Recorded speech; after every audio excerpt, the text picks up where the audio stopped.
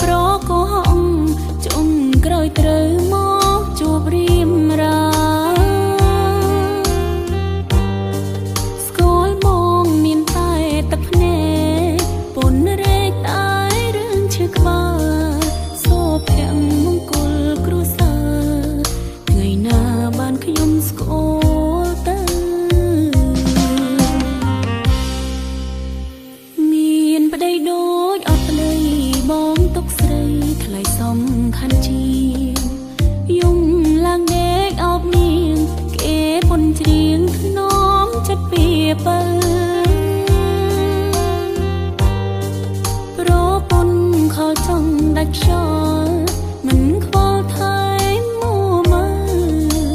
តើស្រីនៅខាងត្រូវនឹងប្រពន្ធខុសត្រង់ណាប្រពន្ធនឹងស្រីតើមានអ្វី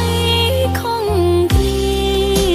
ឬជាសន្តានពុំងារទៀមទាត្រូវតែសោ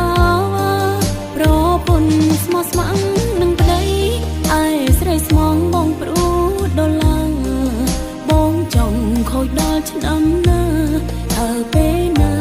សប្បាយใจចង់ផ្ដាំទៅស្រីប្តីខ្ញុំបានសុខហើយកុំមកឌឺឆាតមកផ្លែផ្កាបាញ់ឈឺខ្ញុំមិនព្រឺឆ្លោះនឹងស្រីអន់សូម្បីតែប្តីខ្លួនឯងរកខ្លួនឯងមិនបានផងកំពីនឹងតាមតបស្នង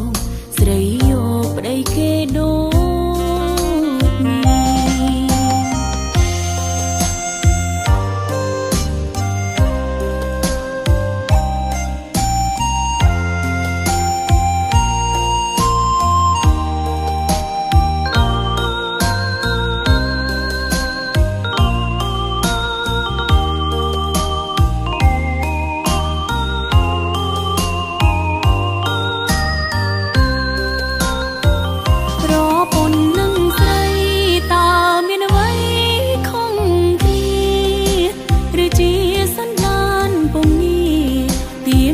ត្រូវតែសោ